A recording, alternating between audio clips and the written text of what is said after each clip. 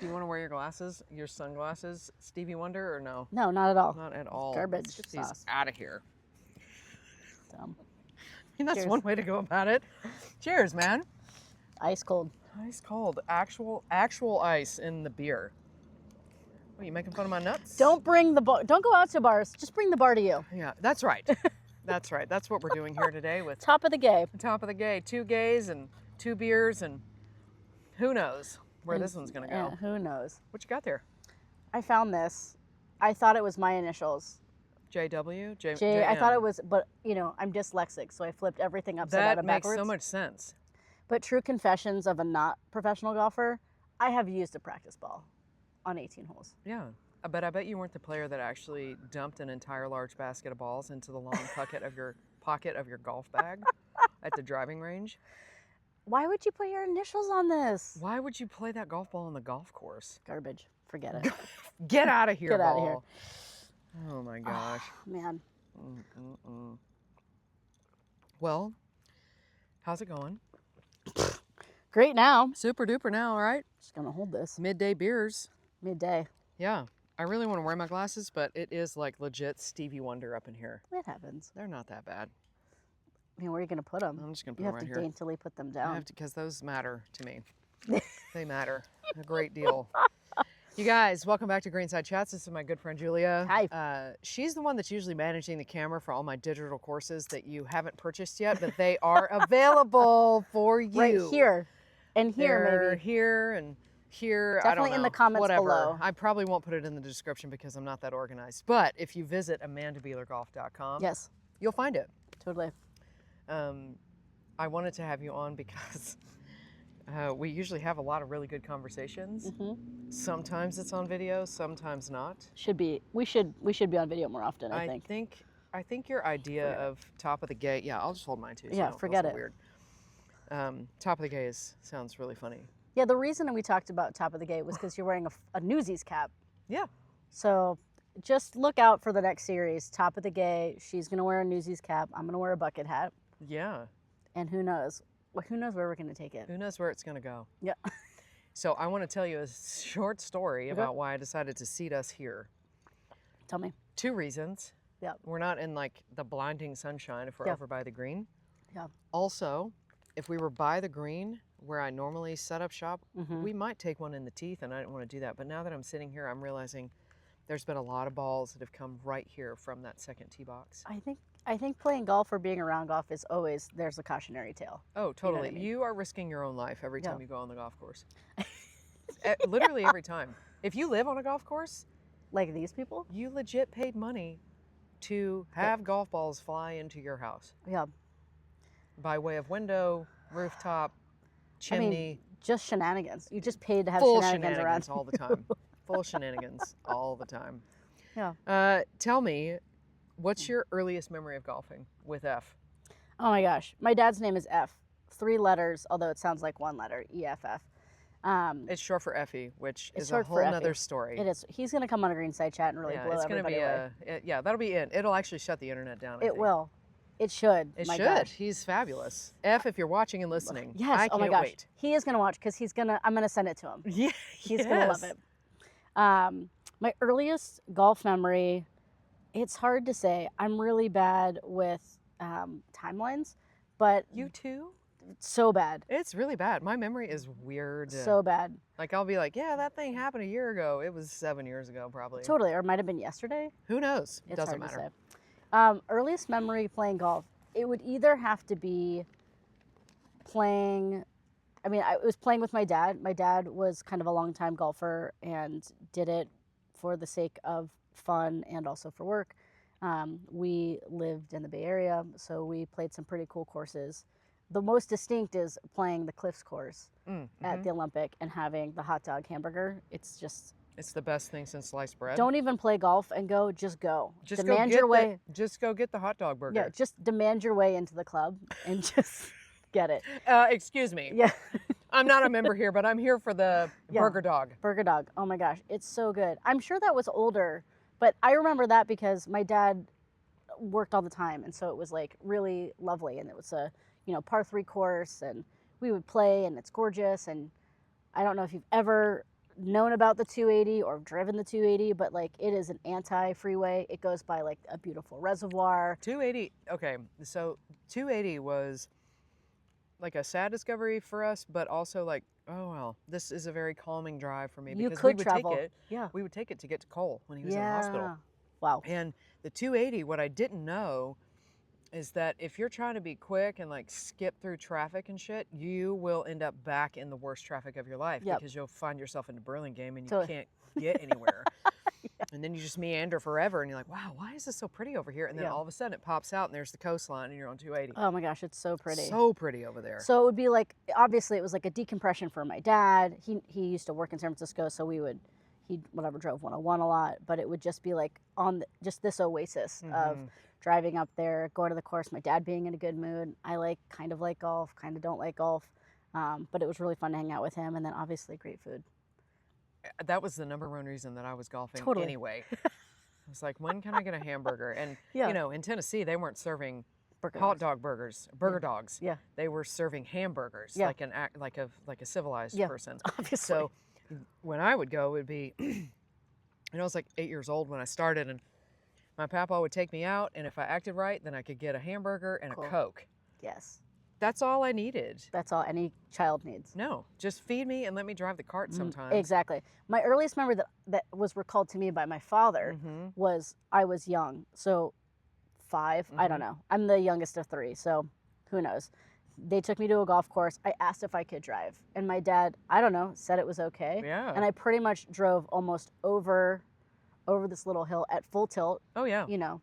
Launched. No governor or whatever. Governor. Governor? That's What's terrific. Governor? It's What's just it the governor. The governor. But governor it is now. Salute you, governor. Everyone, it's now the governor. I mean, just the Terminator was our governor at some point, so hey, it's a real word. It actually is an easy. Like I could see how you went from that to that. Right? I mean, this makes sense to me. Anyway, he remembers saying yes to me. He was not in the cart, and I took off, and he's like, "Oh no." Okay, what have I that done? was a little premature on my yes on that one. And I was fine. Look, I'm here today. I'm in one piece. It wasn't the first time my dad said yes to me doing something ridiculous. Not the first time that I took him up on a great, crazy action. But yeah, can't wait to hear all those stories. That was some time that I was not conscious of, but was told to me about. Yeah. Golf. And then after that, we used to go to the Stanford driving range. So like, at one point, my dad wanted to get more into golf, and we would go to the Stanford driving range. He then told me to play golf in high school, which, I mean, my dad's a lovely human and thinks I'm really cool and really athletic, and just thought, like, in case I wanted to try to get a golf scholarship, that I should start. Yeah, right now. But in fairness, I will say, and this is comedy to me, that we've been friends now for over a year. Yeah. And our time together playing things is not golf, it's basketball. Yes. And even though you took that class with me, we never played golf together once until 2 weeks ago or 3 weeks ago or whatever it was. Yeah. You should have been playing golf. Should have. You got a killer. You're strong. You hit the ball far and high. You are a good golfer. Thank you. Yeah, he also thought that. And then I played high school golf, and I was like, wow, this stinks. I mean, I really only played team sports, and so... And it's a very different pace. It is. Not the same. And you were playing lacrosse at that time too, right? Not really. I mean, it was probably right around the same time. I think when I went in freshman year, I played golf in the fall, and then I tried lacrosse in the spring for the first time. Oh, and you were like, forget it, I'm not playing anything Well, it was else? just another, I could use all the skills that I possessed. Basketball, tennis, soccer. Absolutely, yeah. Golf, and golf was like, is a totally different animal. Be in your head. Be between your ears, a place that I tried to avoid for a long time. Didn't we all? Yeah, but I still have that shirt, so whenever you want me to, I should have worn that today. Which one? I have my high school golf shirt, polo. Sorry. What? Why do you still have that? Round 2, I'll wear that. Oh my God. That shirt is hideous. I know it is. I think it has diamonds in the collar. I mean, of polo shirts, which I had to wear a lot later in my life when I worked in college athletics. That was the only uniform they could give me. It was by far the most interesting. I have lots of doubts. I'll bring it. I'm skeptical. I gotta find it. I'm just thinking about, okay, you were in high school in what years? I graduated 05. Okay, so you graduated from high school 4 years after I graduated from college. So you're welcome. when you were, no, shut your mouth. So when you were in high school wearing that hideous shirt, it was 2001. Yeah. Or 2001. Yeah. And you were in your prime. I was in my prime. Your prime I polo was wearing days. cruising right out of college. But our uniforms, it was like, it was either Adidas or FootJoy. Yeah. I can't even remember now, but everything was super boxy. I just have always hated golf gear because I just think it's so ugly. And people are like, oh, it's so cute. I do it for the clothes. I'm like, well, now you it's know what? cool. Good for you. Like but now there's great there brands. are lots of brands that are really cool, but like the big 5 brands, I don't like their gear. They just weren't built for fashionable ladies like us. Like us. Take a good look. Took a good look at this. I mean, whatever. We could go on a whole diatribe about fashion and where we are right now in our bodies and our fashion. But I think, unfortunately, so I played a lot of sports, and then I played sports at college, and then I worked in sports. And like, it's really easy to be a man to wear khakis and polos. Oh or my dress God. shirts, And just look like every other bot that walked out of a magazine. which That's is great. I mean, like when you It's don't not want to great. stick out. It's not great. It's but fucking if you're boring. a lady Yeah. in those worlds, if Mm-mm. you're blessed to have a chest, is what I like to say, Which you are, friend. forget it. Get out of here with that boxy shirt. Yeah, so like every polo looks dumb. Oh, it's Not terrible. one polo in the world looks good on No. me. I mean, not one. it probably looks fine, but not how I want to look. Mm-mm. So I agree with you. I mean, now it's like I'm grateful for athleisure brands Mhm. like Viore and like living in California where casual is cool and like it can be of a sporty material so you can like wear it to do Well, normal things. like Viore, like those brand Viore, Athleta, which is what I'm wearing, Athleta. Yeah. When you ever tune in. Did you ever own anything from Title IX? Do you know that company? I do know the brand. I think I bought An one all thing. ladies athletic brand, like pre-Athleta, Yeah, I think I did. still exists. I think I did get one thing from, you know what, maybe I just got the magazine. Yeah, they found us. They just found us all. There used to be a store pretty close to where Yeah. I lived, and I was like, this is my heaven. This is like everything that I want to be wearing Yeah. all the time. Yeah, Moisture wicking, soft, but pretty. pretty, but not like pretty. Not like girly pretty, but just like, I almost said pink, and then I realized you're wearing a pink shirt, so that would make me sound like a real jerk chicken. I mean, you are a jerk chicken, so I think, I mean, you can say what you want, but I am in a trend right now, but I have been for a long time. Like, I exclusively work in men's shirts, generally Totally. speaking. Not because I'm cut like a man, but because they usually have more room. And the options are really cool to the me. materials are so much better. Yes. I just went on a huge shopping spree to Banana Republic outlet, and I hit gold. Mhm. And it's the only store that I have no problem, no question, walking to the men's section. Yeah. And it all fits me better Yeah. because it's all the styles that I like. Yes. Like it lays on my body the way that I want clothes to lay on my body. Yeah, it's tough, man. I have had this conversation for decades now because my Totally. legs are extremely long Yeah, mine and are my arms are extremely long. So you and I are the exact opposite in this realm. I can't know if you tell, but I obviously am not as tall as Amanda. But I'm it's a mighty fine. 5'1". You are a giant though in Thank your you. presence. Thank But you. my wingspan is so long that shirts never Look at this. actually fit. They never actually fit. You know that famous Michael Jordan poster? Yes. This and he's is- holding the ball out he's here? holding the ball. Absolutely. This is me holding a beer out here. If you were unclear over what that is. But that trying to find a shirt that actually fits. So, Yeah. you know, my body, like Yeah. the width, is large. Yep. But my arms are like Ginormous. double X. Yeah. So if I get something that is long enough in the sleeve, it looks like a tent on my body. Oh, if I funny. get something that fits my body, the Yeah. sleeves are 2 inches too short. Sure. So I need bespoke gear, honestly. Obviously. Or I just wear men's clothes because Sure. if I wear a large men's shirt, the fits sleeves are perfectly. almost long enough. Yep. And the body, it's the shirts that I got lucky to get my hands on, the shirts were all really pretty, Yep. pattern-wise, material-wise, they were Yep. beautiful. And then I'll wear these Athleta pants and I'm good to go. Like, it's fine. I mean, you should hit the outlets. yeah, You should definitely hit the Banana Republic. I mean, I have. it's great. No, I love the banana. I love Banana's clothes. I think Yeah. their clothes are really beautiful too. Easy. Yeah. Yeah, I mean, I think, yeah. I mean, I think the challenge also is for for me, the opposite is that I need a really good tailor all the time to do little tailoring of, I have super broad shoulders, short torso, normal size legs. Yeah. And so everything also looks like a box. A box or a balloon or something. Yeah. And so, yeah, tailoring. Yeah. So you were 5 years old, driving carts at full speed. Probably. Do you remember a round of golf where you were like, oh, that was actually fun? That's a great question. I feel like with golf, it was so different than any other activities that I was doing. So I always felt like, man, how many more holes do we have? And so it was like, oh, and like, again, my game has probably not changed since I was 5. I love hitting the ball hard. I have been complimented since the first time I played golf that I can hit it really hard and really far by my father. And that's always kind of where it ends for me.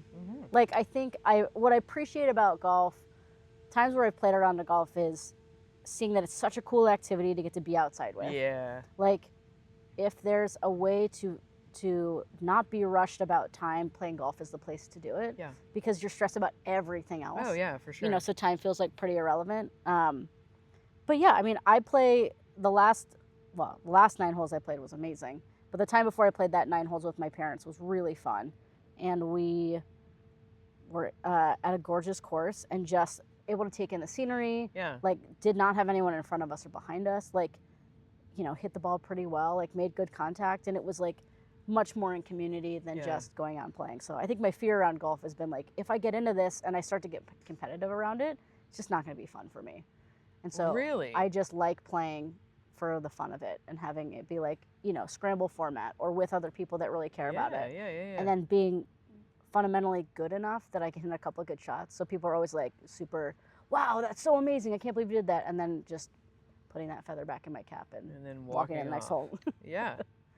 Which is fun because I think, you know, playing a lot of golf, being at a place like here in Healdsburg and at Taman, like, I could see getting into golf a lot more because it's so approachable. Oh, totally. Like, low entry threshold for distance and payments and nothing, you know, pretentious about it. It's just a lot of people that really love golf that just want to get better or be outside or. Well, and I think to your point too, what you were saying about having the positive experience about community, and I mean, I talk about that a lot on this podcast, is how golf is a bridge to building community with people that you never really would play with. And Totally. there was something that I saw months ago. It may have been on the Par Train. That's another podcast that's out there. And I think it was like, there's nothing else that we do where you voluntarily show up to a place that you may or may not have been before. Totally. And offer to be paired with people that you've never met in your life. Certainly. And then you go out and you spend 5 hours with them because you decided to play 18 holes. Yeah. You don't know if they drink. Totally. And maybe you do or they don't. Maybe you're the recovered alcoholic and they're obliterated on the 5th hole. Totally. Maybe, you know, you're trying to get your feet wet in the game and you're paired with people that have been playing for 30 years. But what you don't know is that they could give a hoot about what you're doing. Yeah. Because they're doing what they're doing. Yeah. And then there's other times you get paired with people and they're terrible. Yeah. They're worse golfer than you, but they have more fun than you do because they don't care. Right. You know, it's like, it's such a mixed bag. But I when I read that, I was like, that is so true, because I have played dozens of rounds in my life where I've been paired with people that are perfect strangers. And then by the end of it, you know, you're exchanging phone numbers because you want to play together again. Cool. Which is cool. I mean, it's a pretty vulnerable space to be in. I'm not sure we 100%. put ourselves in that line of vulnerability much anymore. I don't think we do, actually. Putting yourself in a position where you will look foolish because we all have an ego, right? It's like what you were saying, like, I'll hit a couple good shots. People are really wild and wowed by that thing, and then I'll just stick that feather back in my cap, go to the next hole, and see if I can do it twice. Totally. And it's your ego will be crushed out here. So developing humility, I mean, there's a lot of grace in that. And I think if you can allow yourself to fail and be okay with the failure, because it's coming, whether you are prepared or not, or want it or not, it's coming. Because I have played so many rounds of golf in my life where I'll be going, everything's going great. it's actually pretty boring because it'll be like par, par, par, par, What a life. par, and then double. Yeah. I'll be like, what just happened here? What just happened? Yeah. Like, who is in my body right Totally. now? Because this is bad. I don't Yeah. know who's playing golf right now, but it ain't me. Right. It's like I forgot how to hit. Sure. You know? And that humiliation of it, Yeah. I mean, it can feel like it's full on humiliation, or it could just be like, oh, well, I am just a human being. Well, totally. I mean, the game of golf is hard. It's really hard. And I think, to me, what makes it hard is not necessarily like the technical bits and bops, which, you know, go to amandabeelergolf.com to learn how to not be so distracted by that. Cheers. But I think is, Thanks for that. yeah, please, always plug in.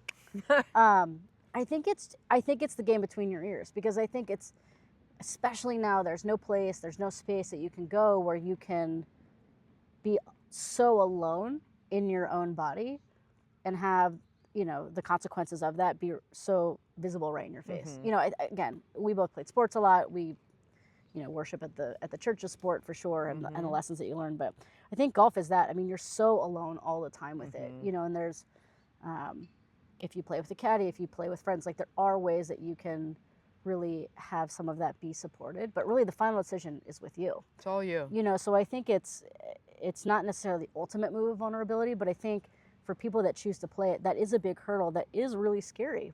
You know, like my mom picked up golf a lot later in her life, and my dad was good and is quite technical and loves analyses and loves to support the people he loves. So, you know, would offer suggestions to me, offer suggestions to my mom. And at one point I was like, I can't do it. You're like, not I allowed. already know that this is really hard, and I'm trying the best I can. And like, I know you're in support of me, Mm-hmm. but it feels humiliating. It feels like you're telling me to do these things that I don't necessarily know how to do. Mm-hmm. And you're like just kind of calling me out. And that's how I felt. I mean, at one point I had a teenage reaction, was like, get off my back. It's like, oh yeah. But you know, to watch my mom go through it and then find her way to getting good enough to have that independence, Mm-hmm. and then love the company Mm-hmm. of playing with my dad or other friends, and like supporting each other that way. So it's a fun game. It's a tough game, but like, yeah, you're really then joining a stranger group. Yeah. You're like, well, there's two options here. Either we become friendly, or we just all live in our own isolated worlds and we just play 18 holes simultaneously. Yeah, which you has know. never been my story. Like Sure. I've never done that. Where Really? I can't believe it. I know that's hard to understand. Living in a bubble by yourself. No, that's was never me, right? But it's interesting to hear you describe it that way, of like what your mom's experience was like, and you know, listening to your dad, and who is comfortable and happy to like get in the weeds on Totally. all of the things, which yeah. is it's a place that I live all the time, of like Yeah. really trying to dissect the movement pattern and what's going to actually help the golf club come into the ball. But if you don't have that baseline of information of just some simple fundamentals and really very base language, golf language, Totally. it's really hard to be on the receiving end of any of that, because Totally. it starts to just sound like the teacher at Charlie Brown Oh, school, yeah. you know? Well, and even tools. I mean, we talked about that Mm-hmm. earlier today. Like, I think the advantage of coming into golf a little bit later, really at any time, is if you can have the right tools that can carry you to a certain level, Yeah. which could be a really long time. I mean, that, you know, golf club is small. Mm-hmm. Sweet spot is even smaller. Like thinking of baseball or tennis. I mean, it is small. It's small. But if your tool helps you maximize that sweet spot, Get no 'em. brainer. You know Mhm. what I mean? And it's like, again, you know, my partner picked up golf, 2 years ago, and part of it was just trying to first get her out there and have her get excited about it. And it's now like the eagerness of like, well, if you want to play more, getting the right tools could help you, because it would just make it more enjoyable. Like, Yeah. you can still hit a bad shot, but the bad shot won't be as worse as a bad shot with the wrong club. Yeah. You know, or to get in the right form, to be able to have all these technical things come at you, like to understand that Yeah. your clubs already might be too long, or they might be too short, or Who knows? knows? Yeah. Who Like, knows, yeah, right? you might be really strong but short. You know, like all the things that continue to fill out that glossary of terms that Sure. you do or don't know. Like, it all can be helpful with that. I couldn't agree more. Yeah. It's that baseline understanding is so helpful, and then at a certain point, the fundamental, you will plateau, right? Like you're cruising along, you're getting better, you're learning chipping and putting and pitching and bunkers and all the things. You're learning like the fundamentals of how to do Totally. all of those actions. And then eventually you just plateau because you're in the wrong tool. Yep. So I was actually saying this exact same thing to a student, I think maybe 2 weeks ago. Yep. And I was definitely talking to Clark, who's my club fitting friend who was on the podcast a couple of weeks ago. Cool. You just get to a certain point to where you can't get better. You as the student will not get any better, no matter how perfect you're moving the club based on what my directions are. You'll be doing exactly the thing. Yeah. But the club cannot respond to what you're doing because it's not fit to you. Yep. What I actually said earlier was it's like being in the wrong bra. So for all my girlfriends out here, you know, again, when you're blessed with the chest, you need the right holder. You know what I'm saying? And it's like it's either, you know, for men, I would say it's a comparison of getting in the right shoes. If you're in bad shoes. Yeah, or dress shoes when you should be in running shoes. There you go. Like nobody in their right mind is going to go try to play basketball on a wood court in dress shoes. That's stupid. That would be stupid. Because you'll fall. You'll do the splits and then you split your pants, and that'd be really bad. Yeah. Yeah, it's really, I think that's what's so amazing about that, is that the coolest part about golf and its iteration of in 2025 is technology. Mm-hmm. Like, I think, whatever, we were filming, what did you call it? The bombs video? Yeah. Tips for Basics to bombs. About the driver. And it's like, imagine if you had, you know, if you used your Papaw. Yeah. Imagine if you used your Papaw's driver today. Yeah. And then you used yours. Like, you have great form and you could do it all. Actually, you should do a video of that. I will. The impact of tools. Because the truth is the tool that he was using, and this is I'm 46 this year. Yep. I've been playing you don't look a day over 22. Especially in that hat. And cheers to us. Yep. But when I was playing, the tools at that time, the woods were still actually wood. Yeah, totally. And it had a metal plate on the face. Mm-hmm. Crazy. It's crazy. And so that plate was literally screwed into the face. Mm-hmm. So effective. So what they said, yes, it is effective. But when there's a phrase out here in the world called hitting it in the screws. Yeah. It literally meant that you hit it in between those screws that were on the face, and there were 3 of them. Yeah. Typically. Mm-hmm. So that meant that the sweet spot was the size of a dime. Yeah. It was literally big enough, just barely big enough to compress the ball and have the ball launch off the face. I don't know how far he was hitting the ball when I was 10 years old with those tools. Yeah. But I have grabbed a hold of a wooden wood. Yeah, we should do it. And I've hit it, and I can hit it about 210 yards. Yeah. But when I hit the technology of today, I hit it 250. Totally. Which is staggering. And this is the other thing too, is like nowadays the driver itself has a graphite shaft, and back in the day when those woods were made of wood and metal inserts on the face, the shafts were steel. Totally. So they were heavier. Yep. They didn't have a kick point the way it was. Sure. I mean, if you went far enough back, the grip itself would be made of leather. Yeah. Instead of rubber, what it is now. Totally. I mean, the variety. Yeah. I mean, that 40 yards, I can't do math. The distance of Papaw's wood versus your wood, that makes the game more enjoyable. Oh, totally. That in itself, when you're really early, I mean, I played growing up, so I got through some of that, but like watching my partner doing it, watching my mom do it, like those 10 yards, 15 yards, 5 yards, it makes the game more approachable. Oh, totally. You know, when if you're standing on the tee box, if you're standing on this tee box here for number 2, right, which is a 400-yard hole, and it's uphill, so it plays 425. Yeah. If you're standing on the tee box at the red tee, and you don't hit your driver 220, it's very unlikely that you're going to get to the green in 3 hits. Totally. It sucks it anyway. Sucks. Well, it sucks for me and you. For some people, if you're like, man, I can hit it 200 yards, they're thrilled, right? Totally. But in truth, if they only hit it 200 yards with their driver, they need to be playing closer to the green. Totally. I can't tell you how many times I have had that conversation with anybody that is like that'll listen. I mean, not that'll listen, but they'll be like, well, I've been playing the white tees, the senior tees, but I probably should play the women's tees. I'm like, they're not the women's tees. Yeah. Most people should play the red tee. Totally.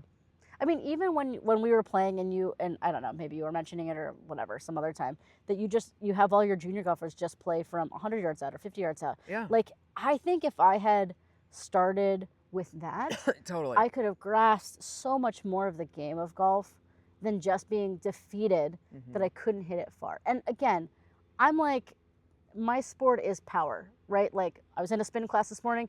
When she says we're going to climb a hill, I get jazzed about that. Oh, totally. Because I know there's going to be a top and I know there's going to be a downhill. Yeah. So, like, I'm in that sweet spot of like driver, distance, wedges, love it. Yeah. But if you're not that oriented and the driver is the hardest thing to hit, my God, I would have quit the game years ago. Yeah, totally. You know like what I if mean? you hadn't been able to hit Yeah. it, smash the ball, Would've you'd have been like, sucked. get out of here. This is Totally. sucks. So at least I could do that, you know. And again, I still play to that game now, but it's like I can appreciate all the other parts of it only because I have that piece underneath it. Like, I could not believe my partner wanted to play this game. Yeah, I know. But she loves to be coached, so like she'd probably be good at anything. But that not having that instant feedback of being able to have that yardage or have something and get it, because there's so many different types of shot in golf. It's not like basketball. You know what I mean? Basketball has a couple of different types of shots, and certainly not at the distance. You don't need to shoot 3 baskets to then get to the basket hoop to then shoot the last basket. That's true. Okay, so I had this conversation. This is interesting that you bring this up because I had this conversation with I don't know if she's a teaching pro, but she's an LPGA member. Yeah. And she commented on what I was saying, what information I was delivering about setting up to hit a driver. And she, whatever her comment was, I can't remember, but my response was, well, the driver and the iron setup and swing ultimately is different. Yeah. And her response to me was, well, that's too bad. That's really tough for the amateur golfer who now has to do 2 different shots. Sure. And my response was, it's as if you were playing basketball. You need to know how to hit a layup. Sure. You need to know how to shoot a free throw. Yep. And you need to know how to hit a jump shot. Sure. Because in action, they feel different. Totally. There's different power. There's different, not mechanics necessarily, which is kind of how it crosses over into the golf explanation was, I guess if we were comparing apples to oranges, it would be like, all the shots that you take are like, say that's the iron swing. Sure. All the passes that you make, that's like hitting a driver. Sure. Because the action on making a really good pass is not the same as taking a shot. Yep. But the mechanics, like the distribution of energy, all of that is the same. I'm not going to be moving my body away from you while I'm passing the ball to you. Totally.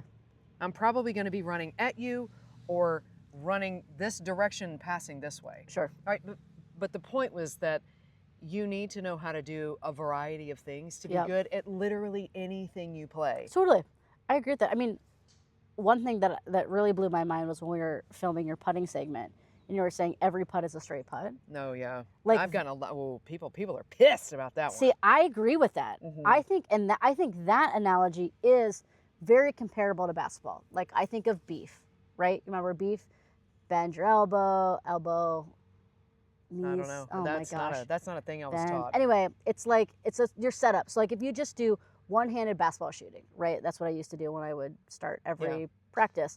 And you do that, like that is the final motion. Or if you're a softball player, when you put your like elbow on the ground and you would just do strengthen your wrist. Same idea, right? Like you're like getting that strength down. Yeah. And that that fundamental piece like locked in, and then you apply it to different points in motion. Yeah. So like in that way, I totally agree with that. Like every putt's a straight putt, every shot, every pass is the same pass, but your body is differently oriented around it. So, yeah, I mean, it's an interesting parallel. But you're right. I mean, to live your life, you can't just sign your name on a flat piece of paper. It's just not going to happen. Sometimes it's going to... Sometimes you're writing on someone's back. Sometimes you're standing up and you're writing on a wall. Sometimes you're on a hat. Who knows? Yeah, sometimes you're using a pencil. Like, all of those things are universally true, but you knowing how to write your name is important, and that's the fundamental piece of it. But, yeah, and I think, too, like, just to speak to that thing that you're saying about putting. Yeah. When we did that video that day.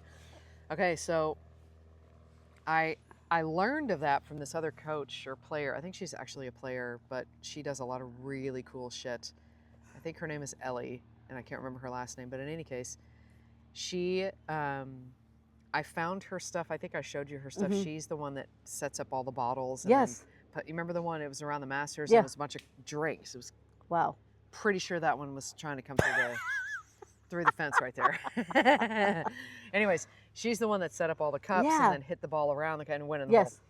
So she's got a lot of really fun stuff. And I'm pretty sure it was her that was being interviewed by another person. whatever, TV personality or whatever.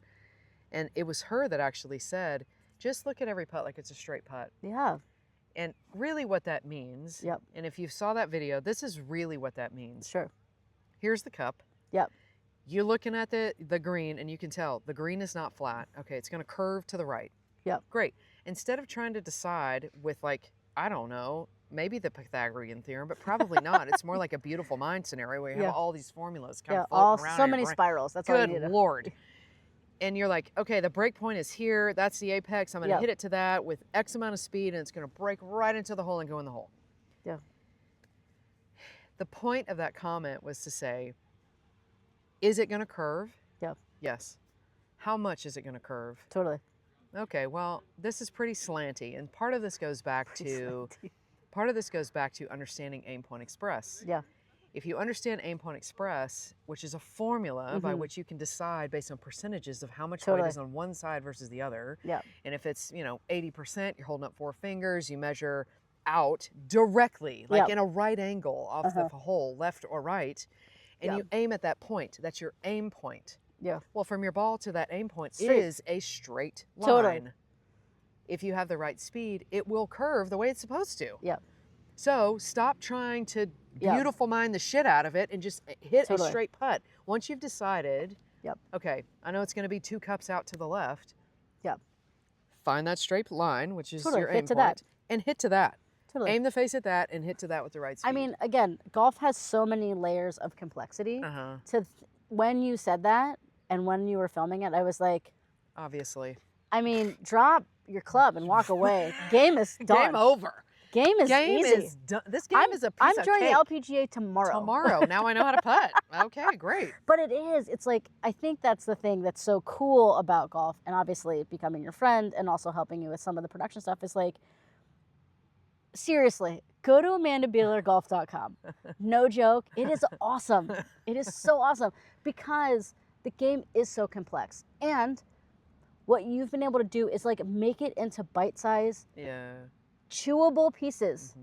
And then you have to and then it's on you to practice go do and the repeat work. it and then be able to do it. But like your ability to articulate things that are all confessions of a professional golf coach, like all of those things are, time spent on the course yourself, developing your own game, watching other people deal with it, and then being like, oh, if I just explain it this way, so much of the noise goes away. Yeah. Because it's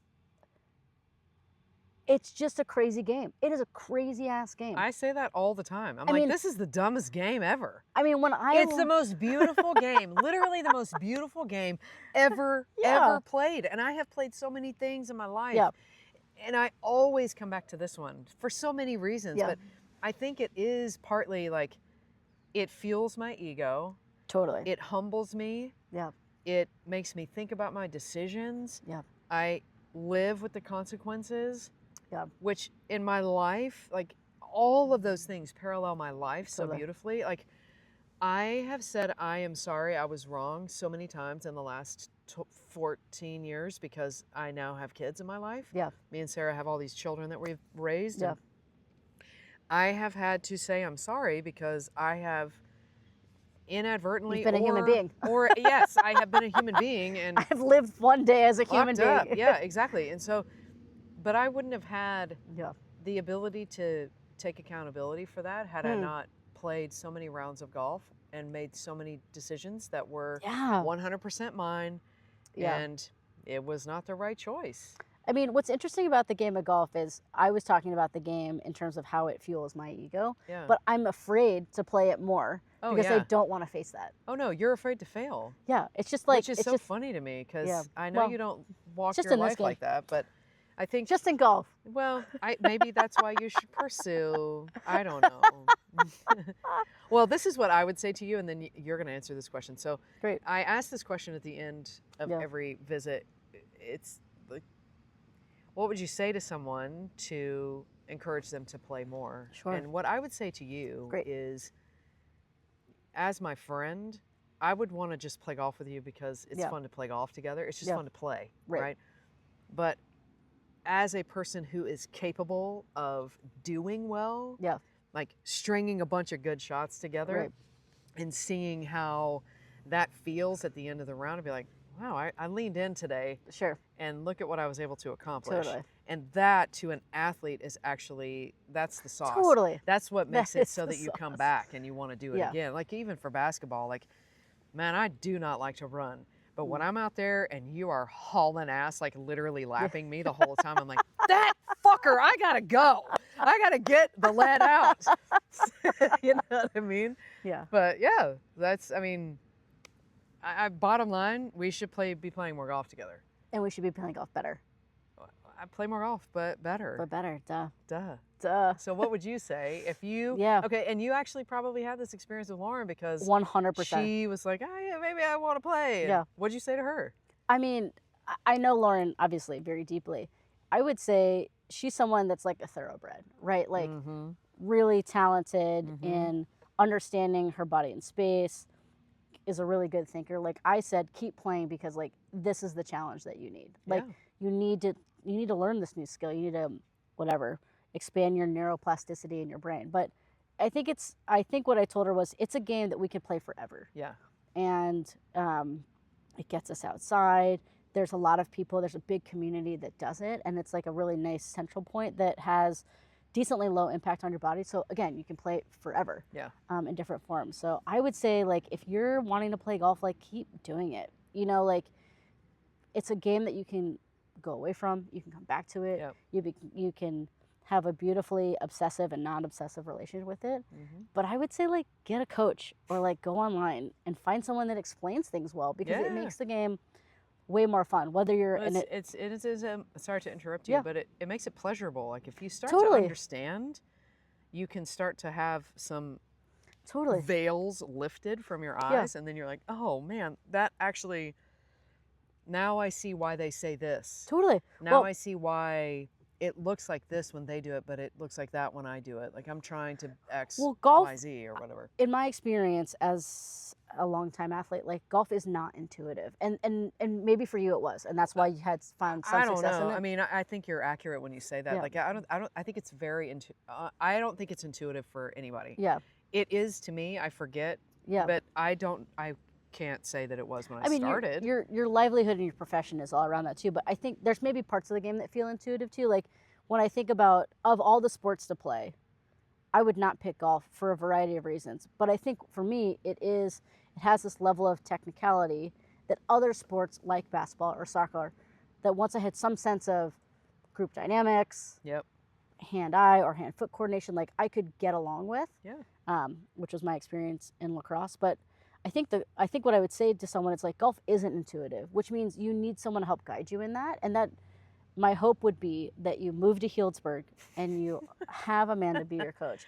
But because Amanda has now conquered the internet, you should just listen to what she says or follow her on socials because there is no one better that can explain the game and create more intuitiveness in a game that's really complex and it's really scary. Like it's just a scary game. So whether you take her advice and play from 50 yards out, whether you think about like only ever hitting straight putts, like whatever those little nuggets are, that will make the game, you'll just be able to jump into it 2 feet in. Thanks, man. I mean, you. You are my friend. Yeah, it's true. You did pay me in a ice cold Modelo to be here, but I literally had ice in it. You're talking about the parallels? Yeah, just talking about like I can't believe the parallels. I'm trying to think of basketball and golf paralleling, and like what that really means now as like a more realized adult. I mean, I would say on the whole, any sport you play can parallel to what your experience is going to be with golf. Sure. Because ultimately at the end of the day, whether you're on a team or you're playing a solo sport, and solos are running, kayaking, track. We're going to pull that one out. What else do we have? Surfing. I mean, shooting, archery, tennis, snowboarding, racquetball, snowboarding, skiing, whatever. Yeah. Even if that is your cup of tea, or you're talking to your buddy who their cup of tea is only team sports, that's all they've ever done. Even on the team, your individual contribution is so important to the machine actually working. Yep. So if we're on the same basketball team, and I'm not pulling my weight in the paint, Yeah. And you're like, bro, can you please, for the love of God, get Yeah. open? Just Sure. move. Just move your body into Yep. position. Put your body in front of the defender so I can feed you the basketball. Yep. Well, if I'm not doing my job, Yep. then you ultimately feel like you're out there by yourself anyway. Totally. Isn't that interesting? Well, it's the truth, though. Yep. And so then we end up having these conversations with our players that are they're teammates of ours or they're Yep. kids that we're coaching. And we're like, look, you have to do your job Right.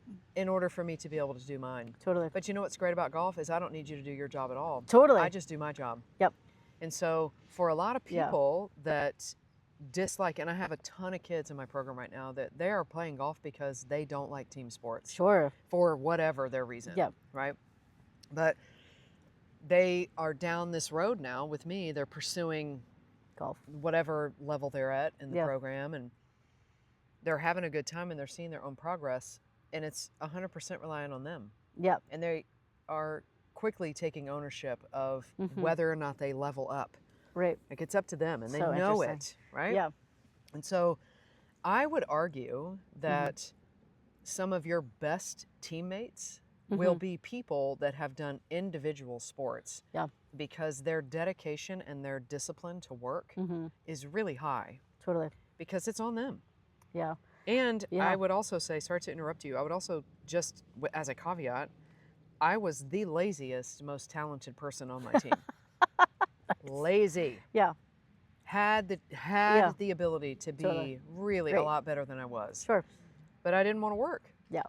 And so my work ethic didn't actually come to fruition until I was outside of college. Sure. Yeah. And that, you know, has developed and grown in the last 20 years to be what it is now. Now I just work like a dog all the time. Yeah. And Totally. and it's not generally on my game. It's like on Life. Like Yeah. how do I, you know, balance, like I work like a dog to stay balanced. Yeah. And that sounds crazy. Like That's it's just such an life. oxymoron to say I work like a dog to stay balanced, but Yeah. I have to work really hard to make sure that I don't open my eyes in the morning and go straight to Instagram and answering all the messages and figuring out what content I'm going Totally. to post today or whatever the story. But like, I'm going to leave that where it is and I'm going to actually read a book that has paper and words on Yeah. it. Totally. And, you know, then I'm going to take a walk in the middle of the day with Sarah because I Yeah. need to get some fresh air and stop looking at my screen Yep. because I can't just edit video all day. Yep. I or mean, you build a could, but you website. don't I want to. could, but when I do, I'm just like the worst version of myself. Yeah. You know, so I think, you know, back to what you were saying about the parallels, it's interesting to see the parallels of like basketball team experience versus golf team experience. And being on the golf team, it is individual and team. Totally. There's no other sport Yep. where the value of the individual is revered in the same way. Yeah. Well, totally. And You I think that's the key of it. Like I think about all the team sports that I was on, you know, like I certainly had a role, but my role didn't have to always be in the same level of skill or ability as my teammates. You know, and I think that you're right. Like talk about a way to hide your ability is to be really good at what you're doing and be, you know, indispensable because of what you can do. But you're right, golf can't do that. Like when you're on a roster of golfers, when you're on a team, you're all playing the same course, you're all trying to get super low scores. Like it's not about, you might be a better driver or a better putter, but it doesn't matter. The bottom line is the number at the end of the game. You're all gunning for the same spot. Totally. Which makes like a really interesting competitive experience. Yeah. And competitor, this is why I think it's so stupid that you won't play golf. Okay, F, I think I convinced her. You know? Like it's curious, Totally. right? It's really, really interesting to me because I know you're competitive. Yep. And I know Get me on a court with high schoolers, basketball. Oh, it's watch on. out. It is on. It is on. That's definitely another Greenside chat. Oh, 100%. Oh my God. We should have Cassidy out here for that one. Oh my gosh, that would be amazing. Good Lord. That'd be so funny. Yeah. Yeah. No, I mean, I think the biggest thing is I think where we started the conversation with the comparison between the two and my adolescent brain thinking about it is I actually think what I saw was stiffness versus fluidity, which is like not true. Like, you know what I mean? Like you have to be a fluid golfer. Like your motions are fluid or instinctual. And I think golf is different with that because so much of it up front is technical Oh, yeah. and observation based, where in a team sport you can have a little bit more instinct with like, Yeah. I don't know why this shape of offense or what this defender did. Like, I can react a little bit more quickly. Whereas golf, it's like, here's the tee box, here's your 400-yard drive, here's the club you think you might want to use. And here's what's so curious to me too about that. Like, I know what you're talking about because, and I would say too that when we were children and we were learning how to play basketball, we did not experience basketball the way that you just described it. Totally. As like there's a ton of fluidity in it. The reason you feel that way is because you understand basketball. Sure. And so the way you're describing the difference of like hold the ball. Yeah. Triple threat. Right. So the way you're describing being on the court and being with your teammates and that freedom of flow and play and the experience of it, that's all I ever experienced when I'm on the golf course. Cool. And the reason is because obviously I know how to play. Yeah. Right? I know how to play. I know how to hit the ball. I'm comfortable doing all of those things. That's all fine. But the creativity behind it. Yeah. Right? So if I compare it to basketball, the creativity behind how you pass the ball, you're running this way, dribbling this way, you can see out of the corner of your eye and you're like fake out your defender and you're like boop, like that. You just pass it over and then that player runs this way and you go around and maybe you help with the layup or whatever. All of that is creativity, right? Layered on top of fundamentals. Totally. That's 100%. all that is, right? Totally. And so when I'm out here and I'm playing golf and I either have one club or I have my full bag, I'm just creating ideas in my mind. Yeah. I'm just not running while I'm doing it. Totally. You know? I mean, you could. I could. That's what you should. That's your next 9 holes. No, I'm absolutely 9 holes running. Don't you remember I told you I hated running? Yeah, I'm not that's doing true. that. Yeah. So anyway, I think that what you're saying is a very interesting like juxtaposition, like how people position themselves of like no, golf can't be it can't be fun. It's too stiff. It's too rigid. Yeah. It's too calculated. It's too mechanical. Like all of those things. Do those things exist? Absolutely. Yeah. If you are learning in a way that doesn't allow flow and really freedom of expression, I mean, honestly, that's what we're talking about is freedom of expression. Yeah. Then it is hard to feel like it's anything other than this stiff mechanical thing. And that also lends back to like where golf was. It's not there anymore. Totally. Right? It's no longer in this place where it is stiff and expectant and no, you do this and you do that and you're only allowed to do blah, blah, and you can, whatever. It doesn't feel like that to me anymore. Yeah. And so because it feels so much more accessible and because we can have these conversations where it's like, well, yeah, when we were children and we were learning how to do the fundamentals, it was very mechanical and rigid and stiff. Yeah. But then as soon as you get the fundamentals down, well, you can do it. It's like learning how to play music. Yeah, it's so interesting because, I mean, we could go out for hours and hours, but like, it almost feels like, for me, I have to do a crossword puzzle followed by Sudoku. Yeah. And then I could play golf. And then maybe I'd be good at golf. But that's not true. It's not. You know what I mean? But I do think it's like, right now it's kind of flipping me on my head thinking about like where, if I could take away all the things I know about golf and my own experience at an age before right now, where could I see the fun and the creativity coming around that? And again, I think the reason I play the way I play the game of golf now is because I think that's the closest I can get, is to piecemeal certain kinds of shots, or if I have a great feel for my chipping game, which sometimes I do, you know, everyone does. It's like, oh, I can see why this can be fun because I'm problem solving in a way where I can have that feel or I can have that intuition that doesn't feel or isn't presented in the same way that these other sports kind of have already baked in. Yeah. You know, so I think of like Scotty Scheffler, who just won again. Like, he's got that. Like, he seems just fluidity all over the place in a way that, like, I think without having those conversations coming from a team sport mindset, you're like, I just don't. Why would you want to only do anything on your own terms all the time? Where's the fun in that? And then some people are like, why would you ever want to depend on anyone? 100%. 100%. That's so funny. It's like the perfect thing to All right, that's enough of that today. And cut. And thanks for being on the show, man. Thanks, friend. Thanks for having me. I appreciate you. Let's do it again. Okay, fine. Done. All right, we'll see you guys next time. Thanks for tuning in. Bye.